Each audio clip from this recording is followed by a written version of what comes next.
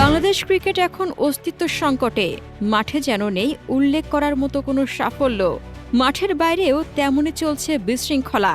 জিম্বাবুয়ের মতো দলের বিপক্ষে সিলেট টেস্টেও টাইগারদের পারফরম্যান্স এখনও ভরসা জোগাতে পারেনি সমর্থকদের। এই সংকটময় পরিস্থিতিতে সামাজিক যোগাযোগ মাধ্যমে বিস্ফোরক এক মন্তব্য করেছেন জাতীয় দলের উইকেট রক্ষক ব্যাটার নুরুল হাসান সোহান।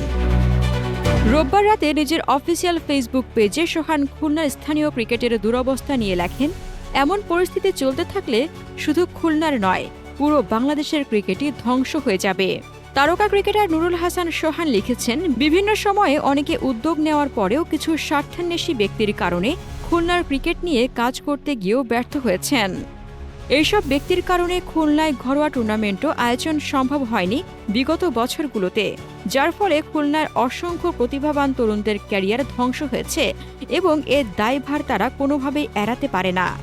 সোহানের মতে, খুলনা একসময় দেশের ক্রিকেট তারকাদের অন্যতম বড় উৎস ছিল।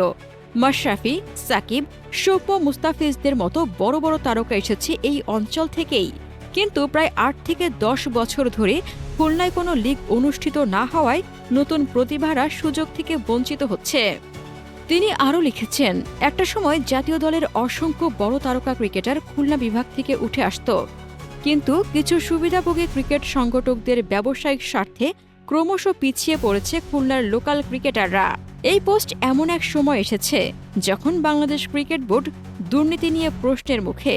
কিছুদিন আগেই দুর্নীতি দমন কমিশন অভিযান চালায় বিসিবি কার্যালয়ে, যেখানে টাকার গরমিলও ধরা পড়ে। সোহান লিখেছেন, এইভাবে যদি চলতে থাকে তাহলে শুধু খুলনার ক্রিকেট না, বাংলাদেশ ক্রিকেটও ধ্বংসের পথে যাবে।